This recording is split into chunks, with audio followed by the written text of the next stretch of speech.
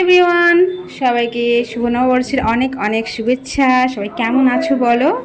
আর কারা কারা আমার ভিডিও দেখছো, কারা কারা শিব ভক্ত আছে আমাকে কিন্তু কমেন্ট করে দিও, কারণ আজকে ভিডিওটা পুরোপুরি শিব ভক্তদের জন্য অনেক ইন্টারেস্টিং। আর এই যে দেখছো তোমরা, এটা খড়, তোমরা নিশ্চয়ই চেনো জানো। যাই হোক, এই যে খড়ের মধ্যে আগুন জ্বালানো হবে। আমাদের যে চৈত্র মাসে শিবের যে গাজন মেলা, চড়ক উৎসব, ঝাঁপ এইসব হয়, কিন্তু আগুন ঝাঁপ বলে একটা ব্যাপার থাকে। তো এটা কিন্তু আগুন ঝাঁপের জন্য প্রস্তুতি চলছে। আর চারিদিকে দেখো এভাবে খড় ঘিরে দিয়েছে, এটাকে আগুন জ্বালানো হবে। আর এর উপর থেকেই মানুষ ঝাঁপ দিয়ে দিয়ে লাফিয়ে লাফিয়ে যাবে। সো সেই প্রসেসটা পুরোপুরি আমি ভিডিওর মাধ্যমে তোমাদের কাছে শেয়ার করছি। আর এই যে আগুনের যে কি বলে ওটা, মানে হোলির মতন করে যে ঘর সাজানো হয়েছে, ওর ভিতরে কিন্তু না একজন আছে, মানে একজন সন্ন্যাসী, একটা মানুষ আছে। তার সাইডে মানে একটা খড়ের ঘর মতন করা, সেই ঘরে একটা মানুষ থাকবে, আর সেই ঘরটাতে আগুন জ্বালানো হবে। সেই ছাই বা আগুন আমরা ডিঙিয়ে যাব সন্ন্যাসীরা। তো এটাই প্রসেস। আরও অনেক কিছু নিয়ম আছে। যাই হোক, যতটুকু তোমাদেরকে দেখাতে পারছি ততটুকুই বলছি। দেখো, ভেতরে অলরেডি প্রদীপ জ্বলছে, পুজো চলছে, ভেতরে কিন্তু একটা মানুষ আছে, আর বাইরে এইভাবে খড় দিয়ে ঘেরা আছে।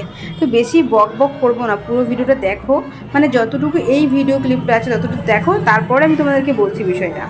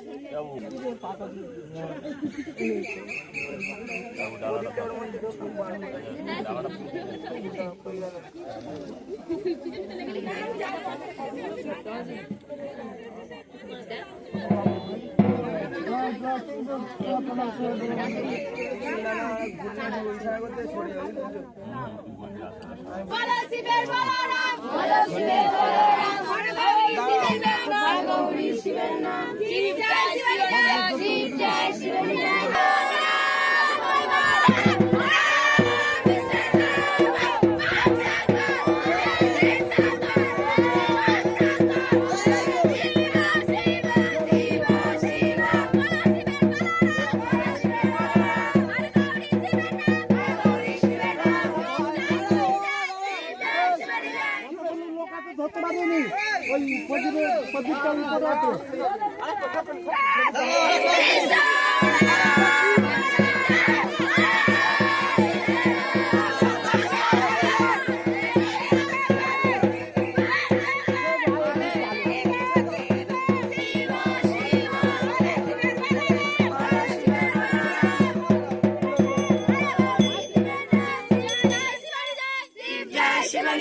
আমার ঠাকুর হরি যায়, আমার ঠাকুর হরি যায়, হরি যায় গো হরি যায়, হরি যায় গো হরি যায়, হরি বলে নেচে যায়।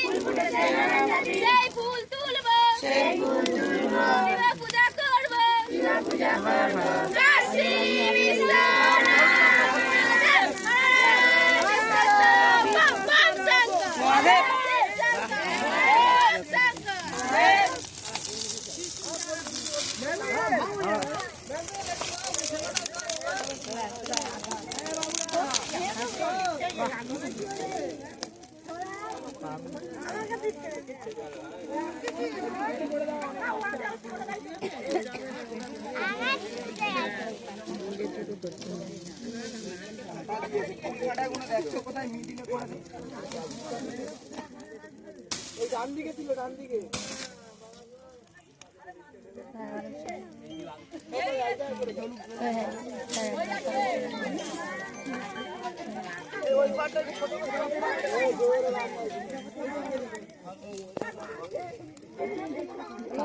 দেখতে পাইনি শুনতে গেল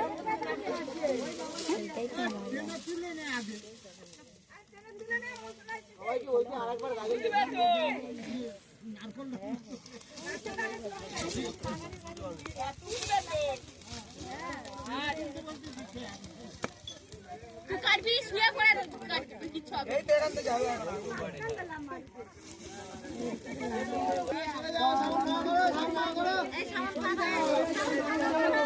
বিশুর আছে সামনে, ওখান থেকে সরে যাও। না না আগুন যা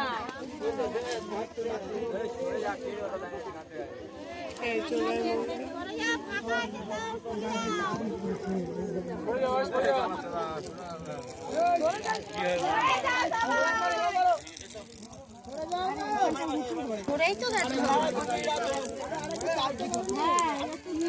এই উনিও খেয়ে যাবে তো এনে এই খড়গুলো তুলে দে, খড়গুলো সাইড করে দে। ঘর বানিয়ে আই শেষ হয়ে যাবে। দেখে না আমি দেখতে পারি কেমন গেল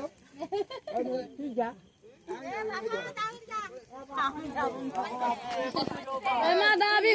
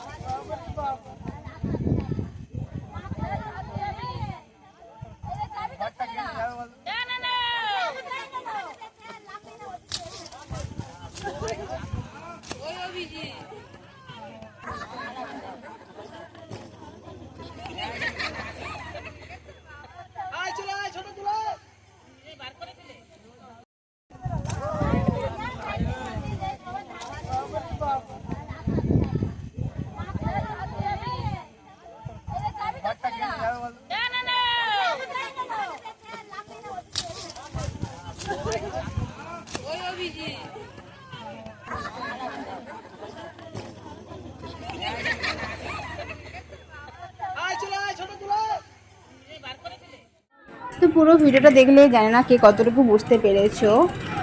এটা আমাদের রিচুয়াল ছিল। যাই হোক, আমাদের ওই রিচুয়ালটা কমপ্লিট করে উঠতে প্রায় 3:30 বেজে গেছিলো। আর এখন দেখো প্রায় 3:30 4টে বাজে। এখন তোলা হচ্ছে চড়ক গাছ, মানে যেই গাছটার ওপরে দড়ি বেঁধে যে সবাই চড়কের ঝোলে বা অনেকে বড়শির কাটা পিঠে ফুটিয়ে ঝোলে, তোমরা এটাই সাধারণত সবাই দেখেছো।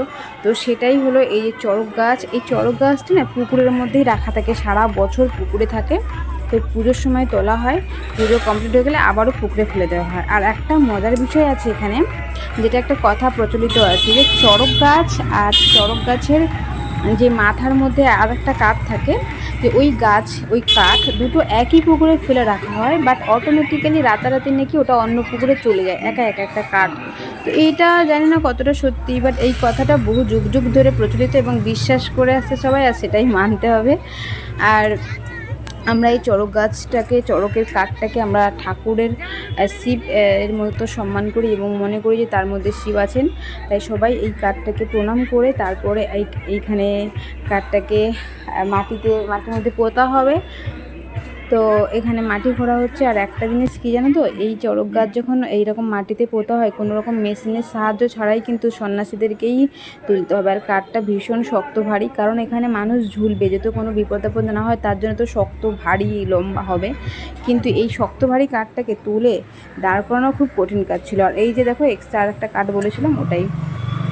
তো এই কঠিন কাজটা করার সময় যে ভিডিও ক্লিপ তোমাদেরকে শেয়ার করতে পারিনি, কারণ আমি নিজেও তো সন্ন্যাসী হয়েছিলাম, তো আমি নিজেও সেই কাজে ইনভলভ ছিলাম, ক্যামেরা করার জন্য এক্সট্রা কেউ ছিল না। আর সবার একটা নিয়ম আছে যে এই চড়ক গাছের কাঠ যখন দাঁড় করানো হবে সবাই এভাবে মাটি দেবে সন্ন্যাসীরা গাছের তলাতে, মানে এই কাঠে চড়ক কাঠের তলাতে সবাই মাটি দেবে। যাই হোক সবাই এখানে মাটি দিয়ে এবারে আমরা স্নান করে পুজোতে চলে মানে বসে গেছি। এইটা এখন পুজো করা হবে, এই গড়াতে ঠাকুরের পুজো করা হবে, তার জন্য সব সন্ন্যাসীদের মানে স্নান করতে করতে মাথা খারাপ। আর দেখো আমাদের ধর্মীয় পতাকা অলরেডি উত্তোলন হয়ে গেছে। এবারে সবাই একে একে সন্ন্যাসীরা স্নান করে সবাই মাঠে চলে এসছে, আর মাঠে এখন পুজো হবে। বিশেষ করে একটা জিনিস খুব ভালো করে ফিল করছি, মানে এতবার আমরা স্নান করছি, এত রোদে ঘুরছি, খালি পায়ে হাঁটছি, যেটা আমরা রেগুলার করি না। বাট কারোর মানে একটু দুর্বল লাগলেও এতটাও শরীর খারাপ মানে কারোর করছে না, তো ভালোই লাগছে। এইসব নিয়মের পরে আরও একটা নিয়ম ছিল যে আমাদের হাতে কাটা, কুল কাটা আর আতপ চাল দেওয়া হয়েছিল, যেটা নিয়ে দেখো যেটা নিয়ে আমাদের এই আগুনটা ডিঙিয়ে যেতে হবে, এরকম একটা রিচুয়াল। মানে প্রচুর নিয়ম আছে। দেখো সব নিয়ম তো ভেঙে বলতে পারবো না, কারণ আমি সব নিয়ম জানিও না, যতটুকু করছি ততটুকুই দেখাচ্ছি। আর ওই সব রিচুয়াল কমপ্লিট করার পরে আমরা চলে এসেছিলাম স্নান করতে। আর এই যে কয়েকদিন মানে 5 দিন, কেউ 7 দিন, কেউ 9 দিন, কেউ পুরো মাস যে যেমন পেরেছে, গলায় যে উত্তরী বা পৈতে যেটাকে বলে আমরা নিয়েছিলাম। মানে আমাদের প্রত্যেকটা হয় না একটা মানুষের গোত্র থাকে, তো আমরা এই গোত্র থেকে স্বয়ং শিবের গোত্রে চলে গেছিলাম। তো সেই যে উত্তরীটা এখন আমরা খুলবো, যার জন্য সবাই পুকুরে এসেছে। আর আজকেই কিন্তু আমাদের সমস্ত নিয়মকানুন শেষ হবে। এই উত্তরীটা খোলার পরে এবার আমরা ন্যাচারাল নর্মাল যেমনভাবে লাইফ লিড করি তো তেমনভাবে থাকতে পারবো, আমাদের খাওয়া দাওয়া নর্মাল থাকবে। উত্তরী খোলার প্রসেসটা দিদিরা বলে দিচ্ছিল, আর আমি সেভাবে অ্যাপ্লাই করেছিলাম উত্তরীটা খোলার। আর হ্যাঁ একটা জিনিস, সারা রাত না খেয়েও এতটা ক্লান্তি লাগছিল না, কেন জানি না, মনের মধ্যে একটা এনার্জি কাজ করছিলো। আর মনে হচ্ছিলো যে আরও কিছুদিন যদি হতে পারতাম সন্ন্যাসী, তাহলে আরও হয়তো ভালো লাগতো। তো আমার ভালো লেগেছে খুব, জানি না ভগবান পরের বছর কোথায় থাকবো, তো আবারও যদি সেই ভাগ্য হয় আমি আবারও সন্ন্যাসী হব। আর সমস্ত নিয়ম কমপ্লিট করে এবার আমরা বাড়ি ফিরছি। আর আজকে থেকে আমরা সব নর্মাল খাওয়া দাওয়া করতে পারবো। আর সেই আনন্দে আরেকবার একটু আইসক্রিম কিনে খাওয়া দাওয়া করলাম। আর এই ভেজা গায়ে বাড়ি ফিরতে হবে, কিছু করার নেই। যাই হোক তোমাদেরকে আরেকটা ভিডিও ক্লিপ শেয়ার করছি, যেটা কিনা নীল পুজোর দিনে শিবের মাথায় দুধ ঢালার যে ভিডিও ক্লিপটা। এই যে বললাম যে আমি কোনো ভিডিও মানে করিনি, কেউ কাউকে একটু ক্যামেরা দিয়েছি এরকম করে, তো সে এইভাবেই ক্যামেরাটা করেছে, কিছু করার নেই। আর হ্যাঁ তোমরা কারা কারা পুরো ভিডিওটা দেখলে অবশ্যই আমাকে কমেন্ট করে বলো। আমি জানি আমি রেগুলার আর লাইভে আসতে পারছি না, সো আমি আবারও রেগুলার লাইভে আসবো। আর কিছুদিন আমি বাড়ির বাইরে আছি, বেড়াতে এসেছি, অনেক ভালো ভালো ভিডিও আসবে, তোমরা জানতে পারবে অবশ্যই। তার জন্য আমি একটু মানে ইউটিউব থেকে একটু ডিসব্যালেন্স হয়ে গেছে, রেগুলার লাইভ হচ্ছে না, সরি তোমরা রাগ করো না, আমি আবারও আসবো। আর হ্যাঁ ওই দিনকার সমস্ত রিচুয়াল কমপ্লিট করে বাড়ি গিয়ে স্নান করে খাওয়া দাওয়া করে ঘুমিয়ে তারপর সন্ধ্যাবেলা চলে এসেছি আবারও একটু মেলা দেখতে, কারণ কয়েকদিন আমরা ভালো করে গাজনের অনুষ্ঠানটা দেখতেই পারিনি। সো আজকের ভাবলাম যে গাজনের অনুষ্ঠান দেখবো, তাই আমি আর বোন রেডি হয়ে চলে এসেছি।